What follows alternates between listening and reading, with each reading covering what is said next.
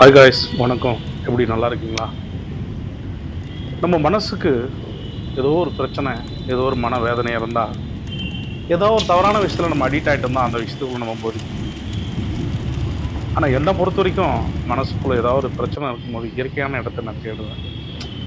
இன்றைக்கி என் மனசில் ரொம்ப பிரச்சனை. நம்ம வாழ்க்கையில் ஜெயிக்க முடியல, நல்ல இடத்துக்கு வர முடியல. நம்மளை சார்ந்தவங்க, நமக்கு தெரிஞ்சவங்க எல்லாமே துரோகிகளாக இருக்காங்களே. கடவுள் கூட காசு கொடுத்தா தான் மனிதர்களை மதிக்கிற அளவுக்கு கொண்டு போயிட்டாங்க. கடவுள் என்ன பண்ணுவார், அந்த நிலைமையில் மாறிட்டாரோ அப்படின்னு நினச்சிட்டேன். அந்த நேரத்தில் நான் இயற்கையான இடங்களை தேடுறது ரொம்ப எனக்கு பிடிக்கும். அந்த இயற்கையான இடத்துல என் மனசுக்குள்ளே இருக்க பாரத்தை அடிக்க வைப்பேன்.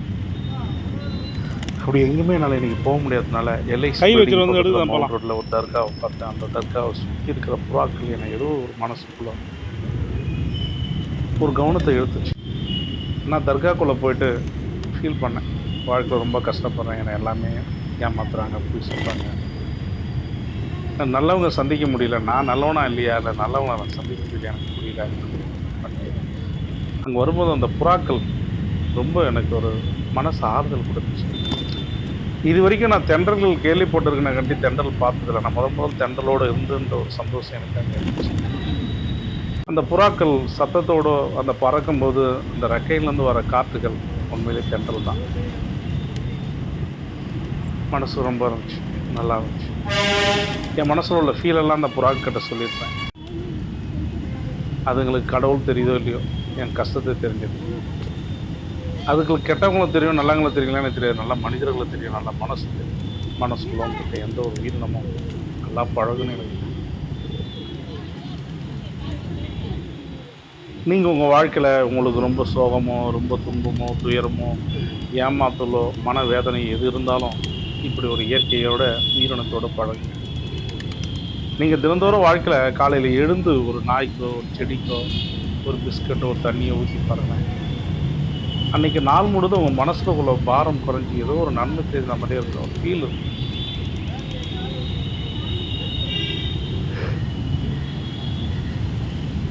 ஏன் எதுக்குன்னு நம்மளால் சொல்ல முடியாது. கடவுள் இருக்கிறார் இல்லைன்றது நான் இங்கே சொல்கிறத விட, கடவுள் இருக்கிறார்ன்றது இப்படிப்பட்ட உயிரினங்களுக்கு தான் நம்ம பழகும்போது ஏற்படுற மகிழ்ச்சி தான் என்னை பொறுத்தவரைக்கும் கடவுள். உலகத்தில் எத்தனையே புத்தகங்கள் இந்த பூமியில் இருக்குது, எத்தனையே அறிவாளிகள் எழுதப்பட்ட புத்தகங்கள் இருக்குது. ஆனால் நம்முடைய தமிழர்கள் எழுதிய புத்தகம் கடவுளுக்கு அகராதியில் அப்போ 27 அர்த்தங்கள் சொல்கிறாங்க. அதில் எந்த இடத்துலையும் கடவுள்களை சொல்லலை. செய்கிற தொழில், பழகிற நண்பர்கள், மனசு, அன்பு, அரவணைப்பு, இதை தான் கடவுளாக அவங்க கொண்டு வராங்க. நம்ம கடவுளை தேடி அதிக நேரமாக போராடுறோம், ஆனால் கடவுள் நம்மளை தேடிங்கிற விஷயம் நமக்கு தெரியல. நம்ம யாருமே இங்கே மனசை தூய்மையாக வைக்கிறதில்ல. உடம்பை தூய்மையாக வச்சுக்கிறோம், வசதியாக வச்சுக்கிறோம் அப்படின்ற இடத்துல நம்ம போராடுறோம். மன தூய்மை உள்ளவங்களிடம் கடவுளை வணங்கினா கூட கடவுளை அவங்கள வணங்குறாரு தேவை. மனம் தூய்மை இல்லாதவங்க கடவுள் பேரை சொல்லி கடவுளை வணங்கினாலும் அவங்கள உயிரற்ற ஒரு பொருளாக தான் அந்த உலகத்தில் பார்க்குறா. நீங்கள் எப்போ உணர போகிறீங்க எனக்கு தெரியல.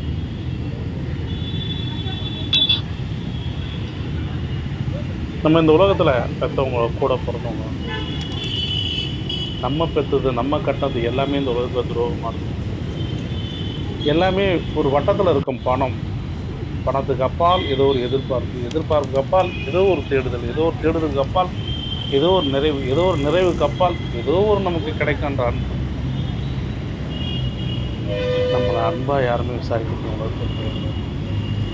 நம்ம வீட்டில் வளர்க்குற நாய்க்குட்டி நம்ம வீட்டுக்கு வந்துட்டு போய் துடிப்பு இருக்கும்போது அதில் ஒரு அன்பு நம்ம மனசுக்கு பாருங்க.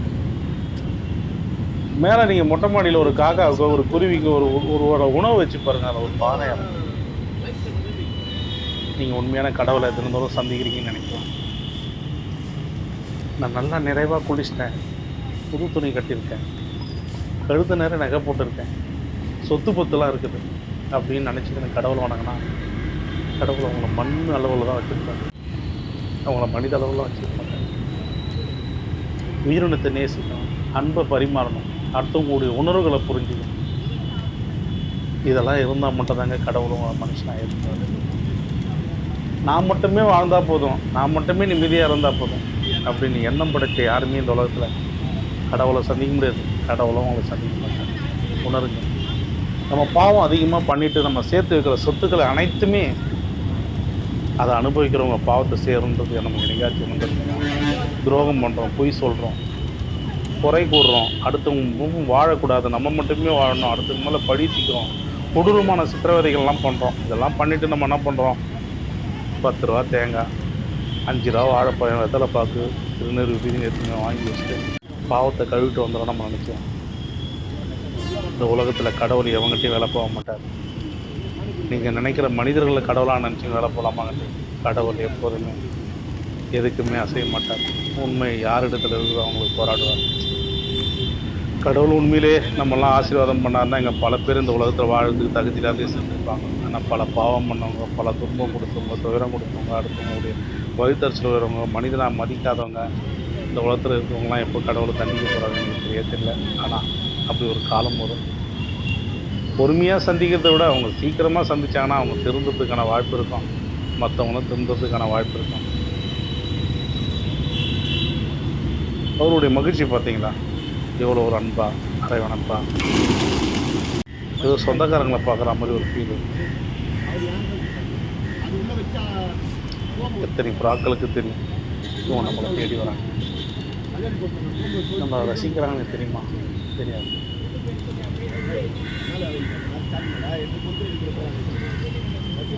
எனக்கு ரொம்ப பிடிச்ச இடமா இருக்கும். இந்த புறாக்களோட பேசணும்னு ஆசையாக இருக்குது, இந்த புறாக்களோட பழகணும்னு ஆசையாக இருக்குது. நீங்களும் உங்கள் வாழ்க்கை பயணத்தில் ஒரு இடத்துல போகும்போது இப்படிப்பட்ட உயிரினங்களை பார்க்கும்போது அந்த உயிரினங்களோட அன்பா பரிமாற்றம் மனசில் இருக்கிற பாரம்பரியம் வாழ்க்கையில் பல பிரச்சனைகள் தீர்க்கிறதுக்கான வாய்ப்புகள். இந்த கூட்டத்தில் இருக்கிற புறாக்கள் அனைத்துமே ஒரே இடத்துல உணவு சாப்பிடும்போது ஒவ்வொரு புறாக்களுடைய முதுகில் ஒவ்வொருடைய புறாக்களுடைய நகங்கள் பதிக்க நினைக்கிறேன்.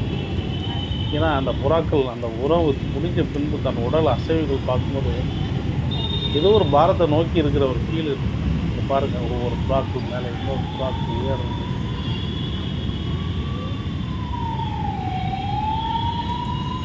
இந்த புறா மட்டும் ஏன் கீழே இறங்கலாம்? இந்த புறா அந்த கூட்டத்துக்கு சம்மந்தம் இல்லாமல் இருக்குதா? தெரியல. அது மாதிரி தான் நம்ம வாழ்க்கை. நம்ம ஒதுங்கியே இருப்போம், யாராவோட சேர மாட்டோம், யாராவோட பழக மாட்டோம், சிரிக்க மாட்டோம், தனிமையாக ரொம்ப ரசிப்போம். அவங்க நம்மளை இந்த கடைசி வரைக்கும் தனிமையாகவே வச்சுருப்பாங்க. கூட்டத்தோடு நம்மளை சேர முடியாது. இந்த உலகத்தில் பல பிரச்சனைகள் நமக்குள்ளே இருக்குது, தலைகள். இப்படிப்பட்ட இயற்கையோடு நம்ம பிரச்சனையை ஒப்பிடுங்க. பல பிரச்சனைகள் தீர்வு செய்யும். கடவுள் பேரை சொல்லி, கடவுள் விரோதம்ன்றது, கடவுளுக்காக காணிக்கை செய்ய, கடவுளுமாக நீ போராடி உன் மனசில் இருக்கிற பாரத்தை இறக்க முடியாது. உன் மனசில் உள்ள பாரத்தை ஒழிச்சு வைக்க முடியும். அது ஒன்றை விட்டு விலகாது. இப்படிப்பட்ட பறவைகளோ இயற்கையான ஒரு பொருள் மீது அன்பை காட்டி மனதில் உள்ள அழுக்குகளை நீக்கி பாருங்கள். மனசில் நீங்கள் வாழ்க்கை வாழ்ந்ததுக்கு அர்த்தம் தெரியும். இனிமேல் நீங்கள் தப்பு செய்யக்கூடாதுன்னு உங்கள் மனசு உச்சரிக்கும்.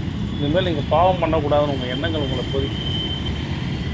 எல்லாருமே நம்ம மாதிரி மனிதர்கள் தான், யாரையும் குறை சொல்லக்கூடாதுன்ற எண்ணம் உங்களுக்குள்ள மறுபடியும் ஒரு குட்டி போட்டு வாழ்க்கை பயணிக்கும்.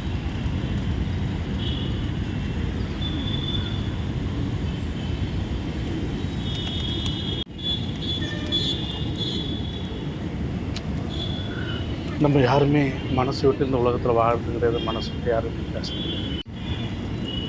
ஏதோ ஒரு காலகட்டத்துக்குள்ளே நம்ம பயணிக்கிறோம், ஏதோ ஒரு காலகட்டத்துக்குள்ளே வாழ்க்கை முடியும்.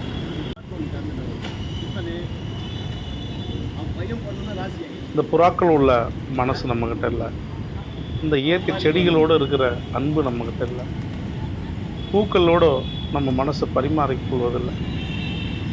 எல்லாமே ஒரு பாரத்தின் சிக்கலில் மாட்டிக்க முடிக்கிறோம்.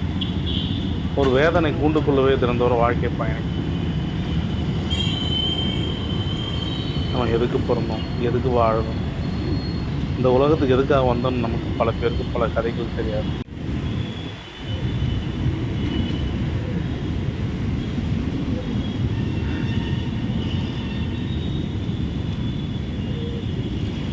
நம்ம ஒரு நாள் நம்ம மனிதனாக வாழ்ந்திருப்போமா, நம்ம மகிழ்ச்சியாக இருந்திருப்போமா, நம்ம நிம்மதியாக அது வரைக்கும் வாழ்க்கையை கடந்திருப்போமா? கிடையாது. ஏதோ ஒரு போராட்டம், ஏதோ ஒரு வருத்தம், ஏதோ ஒரு வேதனை நம்மளை சிறைப்பிடிச்சுனே இருக்கு. வாழ்க்கை வாழ முடியல, வாழ்க்கை வாழ தெரியல, எதுக்கு வாழணும்னு தெரியல.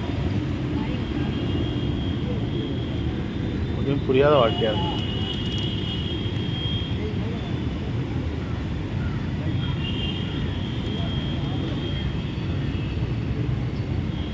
சில தேவாலயங்கள், மசூதி, கோவில் உள்ளுக்குள்ளே போகும்போது மன ஆறுதல் தருது. என்னன்னா நல்ல ஆத்மாக்கள் அங்கே குடிபோயிருந்துச்சுன்னா அந்த ஆத்மாக்கள் பிரதேசம்ன்றது உலகத்தில் பல பேருக்கு பல கதைகள் தெரியாது. நான் லெமோரிய காலகட்டத்தின் பல கதைகள் உங்களுக்கு சொல்ல ஆசைப்படுறேன். லெமோரிய காலகட்டத்தில் உடல் விட்டு உடல் கூடுகள் பாழக்கூடிய சக்திகள் அங்கே இருந்துச்சு. ஒரு மனசில் இருக்கிற விஷயத்தை இன்னொரு மனதை அனுப்பி அதை கற்றுக்கொள்கிற வித்தைகள் இருந்துச்சு. முன்கூட்டி நடக்க போகிற விஷயத்தை கணிக்கக்கூடிய சக்தி இருந்துச்சு ஆத்மாக்கள். அதனால தான் லெமோரிய கண்டம் பெரிய ஒரு பொற்கால உலகத்தை ஆண்டது. இந்த உலகத்தில் அவர்களுடைய சக்திகள் நமக்கு ஏன் கிடைக்காத போச்சு? நமக்கு ஏன் அந்த அந்த பரிணாமத்துக்குள்ளே பயணிக்க முடியல? என்னன்னு எனக்கு சொல்ல தெரியல. பல கதைகள், இந்த உலகம் பிரமிக்கக்கூடிய விஷயம் லெமோரிய கண்டத்தில் நடந்திருக்கு. பறவை பாஷைகள், விலங்கு பாஷைகள், மரம் செடி கொடிகள், அசைவு பாஷைகள் எல்லாம் கற்றுக் கொடுக்கப்பட்ட பாடசாலைகள் இருந்துச்சு. நம்ம இதுவரைக்கும் நம்ம தாய்மொழி தமிழோட எழுத்துங்களுடைய உயிர் எழுத்தும் மொழி எழுத்தும் இதன் வடிவு இருக்கு நமக்கு தெரியாது. மனித பாஷையை விட மற்ற உயிரின பாஷைகள் இதில் அதிகமாக இருக்குதுன்னு நம்ம உணர்ந்து பாருங்கள். பல எழுத்துக்களை உச்சரிக்க பாருங்கள், உட்கார்ந்து யோசித்து பாருங்கள். தமிழில் எவ்வளோ பெரிய மாற்றத்தை உருவாக்கக்கூடிய சக்திகள் இருந்துச்சு, எனக்கு தெரியல.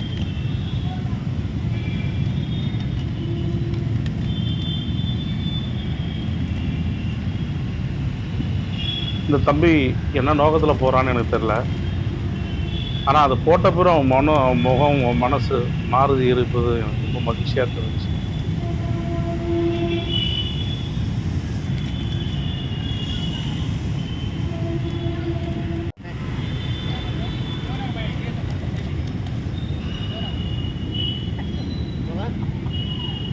நமக்கு ஒரு நல்ல விஷயங்கள் நடக்க போகுது. இது மாதிரியோட உயிரினத்தோட பயணிங்கள் பல விஷயங்களை பேசுங்க,